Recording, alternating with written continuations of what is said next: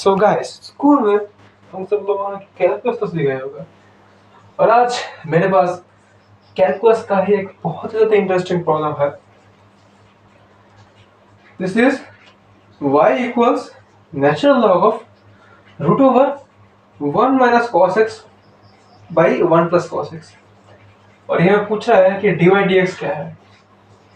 अब देखो, यहाँ पर अगर तुम chain rule normal as it is use करोगे तो तुम्हें बहुत ज़्यादा दिक्कत आने वाली है, क्योंकि यहाँ पर पहले बात तो नेचुरल लॉग के अंदर एक काफी कॉम्प्लिकेटेड सा कंपोजिट फंक्शन दे रखा है और फिर u ओवर v वाला फॉर्म है इसका, तो बहुत ही ज्यादा कॉम्प्लिकेटेड होने वाला है। यहाँ पर हमें थोड़ा सा दिमाग लगाना पड़ेगा।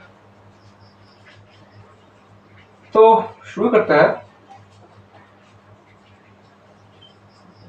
पहली बात मैं चाहता हूँ कि इससे पहले मैं शुरू करूँ इस प्रॉब्लम को सॉल्व करना, तुम कमेंट में इसके आंसर बता देना और हो सके तो तुम जिस मेथड का यूज कर रहे हो उस मेथड को भी ब्रीफली एक्सप्लेन करना, ठीक है। So the problem is y equals natural log of square root of 1 minus cos x 1 plus cos x।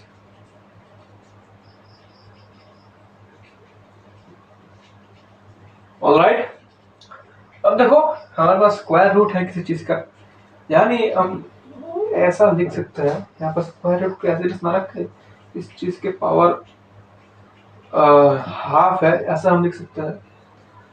अब लॉगरिथम की प्रॉपर्टी है, ये सब तो हमें पता ही होना चाहिए, बहुत ही बेसिक चीज है।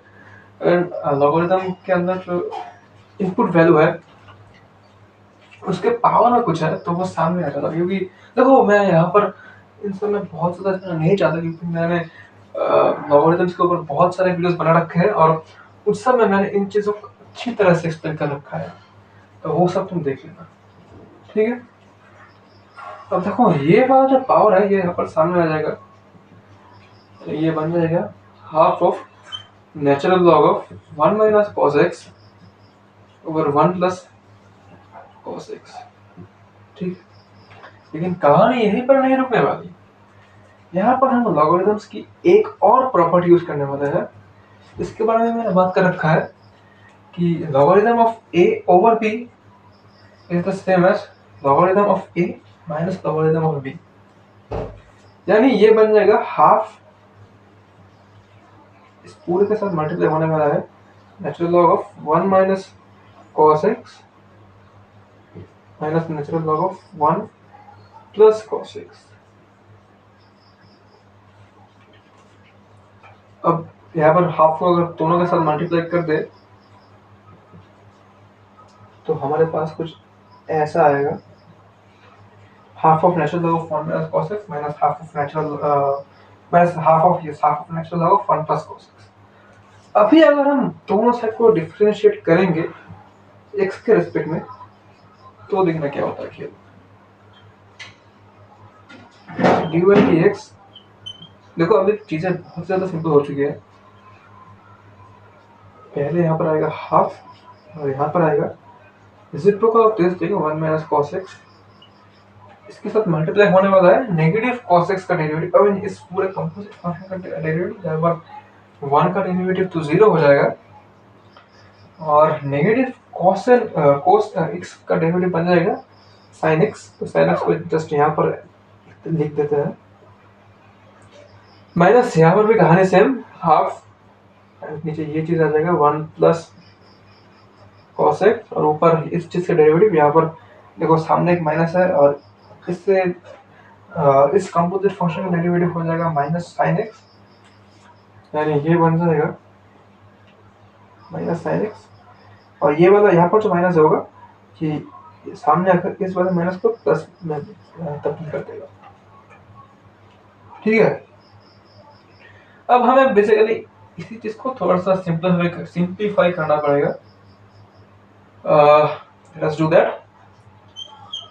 यहाँ पर डिनोमिनेटर में पहले तो हाफ सामने आ जाएगा और डिनोमिनेटर में होगा 1 minus cos x plus times 1 plus cos x, और यहाँ पर न्यूमरेटर में हमारे पास होगा sin x minus sin x cos x plus, sorry यहाँ पर एक्चुअली पहला टर्म यहाँ पर प्लस आएगा, क्योंकि डिनोमिनेटर में यहाँ पर ये वाला क्वांटिटी है, ये वाला क्वांटिटी नहीं है, तो यहाँ पर हमें sin x को इस चीज़ से मल्टीप्लाई करना पड़ेगा, जिससे यहाँ पर आएगा sin x plus sin x cos x plus यहाँ पर इसकी वजह से आएगा sin x minus sin x cos x। अब देखो यहाँ पर positive sin x cos x भी है, negative sin x cos x भी है, तो ये दोनों एक दूसरे को कैंसिल आउट कर देंगे, और हमारे पास बचेगा हाफ ऑफ। अब उससे पहले देखो यहाँ पर डिनोमिनेटर में देखो हमारे पास है क्या, 1 minus cos x times 1 plus cos x। अगर तुम यहाँ पर नोटिस करोगे तो तुम्हें एक अलजेब्रिक आइडेंटिटी दिखेगी, a minus B times a plus B, यानी इसकी वैल्यू क्या हो जाएगी, इसकी वैल्यू हो जाएगी a square minus B square, यानी 1 minus cos square x, 1 minus cos square x। अब ये तो बहुत ही इजी एक आइडेंटिटी है, इसकी वैल्यू हो जाएगी सिंपली sin स्क्वायर x।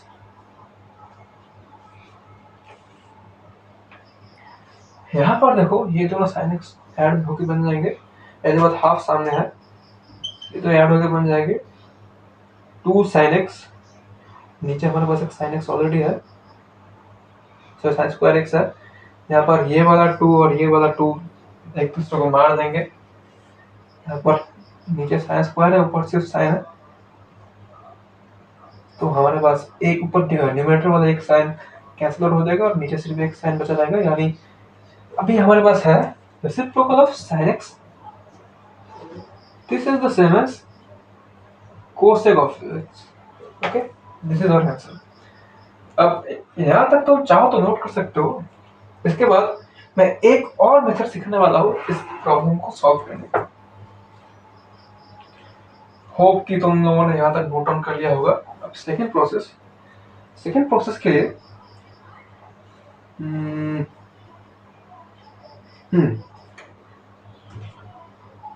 अच्छा चलो यहाँ तक पहले मिटा देते हैं सेकेंड प्रोसेस के लिए।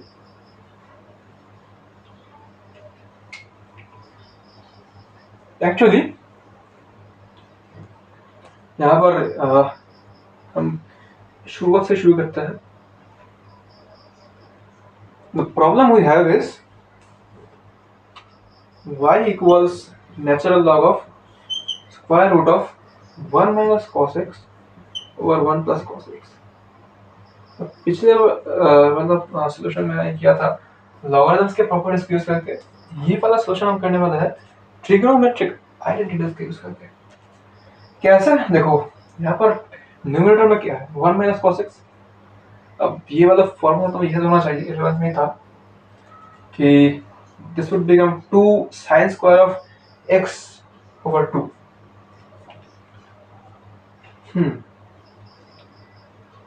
मैं प्रूफ करते रहा हूँ लेकिन तुम्हें फिर भी याद रखना चाहिए 1 माइनस cos x, यानी हम इसे ऐसे लिख सकते हैं sin square x over 2 plus cos square x over 2 minus, देखो यहाँ पर cos x है तो cos x की जगह हम लिख सकते हैं cos x by 2 plus x by 2, ठीक है।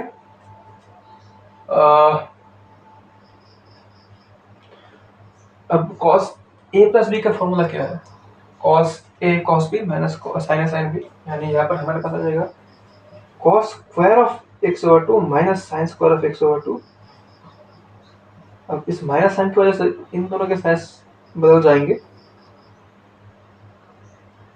यानी पहली बात तो ये वाला cos और ये वाला cos पॉजिटिव नेगेटिव एक दूसरे को कैंसिल आउट कर देंगे और बचा जाएगा हमारे पास 2 sin square of x over 2।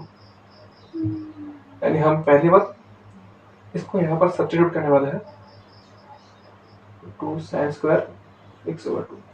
अब डिनोमिनेटर में जो है ये है 2 cos स्क्वायर x over 2। कैसे देखो सेम ही फॉर्मूला है, यहाँ पर जस्ट माइनस की जगह प्लस आ जाएगा, ये वाला प्लस आएगा, जिससे वजह से हमने पिछली बार यहाँ पर माइनस आया था सामने, तो यहाँ पर अंदर वाला माइनस प्लस बन गया था, लेकिन इस पर ऐसा नहीं होगा, वो एज इट इज रहेगा। और इस बार कॉस कैंसिल आउट नहीं होने वाले, कॉस कैंसिल आउट नहीं होने वाले, इस बार कैंसिल आउट होने वाला है साइन। देखो यहाँ पर कॉस तो दोनों पॉजिटिव है, लेकिन साइन पहले वक्त वैल्यू तो सेम है,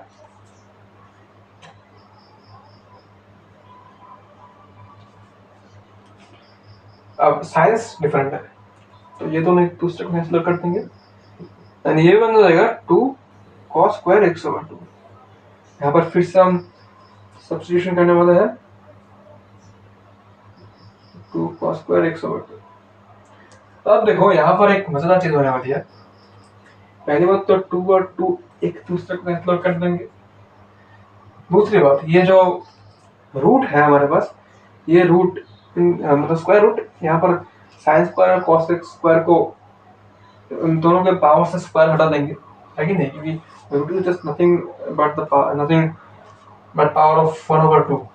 अगर इन सब के पावर में हाफ मल्टीप्लाई होगा तो हमें साइन ऊपर साइन और नीचे कॉस ही ना बचा जाएगा ना। अभी हमारे पास है साइन x ओवर 2 और कॉस x ओवर 2। अब sine over cos very simple should become tan x over 2। I don't think अभी तक तुम्हें कुछ भी समझने में दिक्कत आया होगा। अब देखो यहाँ पर हम चेन रूल अप्लाई करने वाले हैं, यानी ये tan बन जाएगा, रेसिप्रोकल tan का तो पहले रेसिप्रोकल हमारे पास आएगा, हम dy dx निकालना चाहते हैं ना, dy dx tan x over 2 not tax x over 2, tan x over 2। अभी तो तुम लोगों को पता भी नहीं होगा कि टैक्स वगैरह होता क्या है, कैसे फाइल वगैरह करते हैं। अब ऐसा नहीं कि मेरी उम्र बहुत ज़्यादा है, खैर चेन रूल के हिसाब से पहली बात ये हटा दे रहा हूँ, तो आई डोंट थिंक अभी इसको यहाँ पर रखने की कोई ज़रूरत है। tan है यहाँ पर हमारे पास reciprocal of tan x over 2 और मल्टीप्लाई इसके साथ होने वाला है derivative of this thing which itself is a composite function। tan का डेरिवेटिव होने वाला है sec square of x over 2, और इसके साथ x over 2 का भी हमें डेरिवेटिव निकाल के मल्टीप्लाई करना है, यानी इसका डेरिवेटिव तो सिंपल है, जस्ट हाफ हो जाएगा।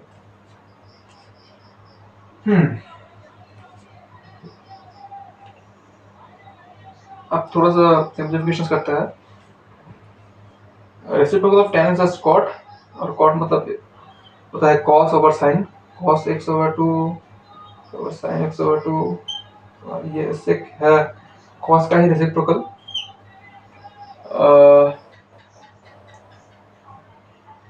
ओके, यहाँ पर नीचे आ जाएगा cos square of x over 2, सामने मल्टीप्लाई हो रहा है हाफ, एक cos को मार देगा, नीचे हमारे पास होगा 2 sin x over 2 cos x over 2। यहाँ पर to sign A cos A का फॉर्मूला आ चुका है हमारे पास, और ये तो पता ही होना चाहिए कि ये बन के हो जाएगा साइन 2a। अब ये भी बहुत ही सिंपल फॉर्मूला है, लेकिन मैं फिर से एक्सप्लेन कर दे रहा हूँ। देखो साइन x प्लस एक्स, फिर x ओवर 2 ही लेता है, x over 2 plus x over 2। अब साइन a प्लस b का फॉर्मूला क्या है, sine a cos b plus cos sine b, ये बन जाएगा sine x over 2 cos x over 2 plus cos x over 2 sine x over 2। अब ये दोनों सेम ही चीज है, तो ये दोनों ऐड होके बन जाएंगे 2 sine x over 2 times cos x over 2। यानी हम यहाँ पर हमारे पास ये जो है 2 sine x over 2 cos x over 2, ये तो इन दोनों की जगह हम सीधे sine x over 2 plus x over 2 लिख सकते हैं, और हाफ मिलते तो एक ही बन जाता है ना, तो ये बन जाएगा साइन x। यानी यहाँ पर हम 2 sin x/2 cos x/2 की जगह सिंपली लिख सकते हैं sin x। और अभी हमारे पास जो है वो है reciprocal of sin x। sin x reciprocal क्या होता है? cosec of x। पिछली बार यही आता है ना? बिल्कुल यही आता, क्योंकि मेथड चाहे तुम जो भी करो, जो भी यूज करो, अगर तुम्हारा लॉजिक ठीक है, अगर तुम ठीक तरीके से प्रॉब्लम्स को आइडेंटिफाई करके ठीक सिचुएशन में ठीक टाइप का फॉर्मूला यूज कर पा रहे हो और तुम चीजों को अपने दिमाग में विजुअलाइज भी कर पा रहे हो, तो चाहे तो मेथड कोई सा भी यूज करो, तुम्हारा आंसर ठीक ही आने वाला है। पिछली बार मैंने ये इसको सॉल्व किया था लॉगरिथम्स के प्रॉपर्टीज को यूज करके, और इस बार मैंने यूज की ट्रिग्नोमेट्रिक आइडेंटिटीज। ओके, सो आज के लिए इतना ही। सी यू अगेन टुमारो। तब तक के लिए कीप लर्निंग।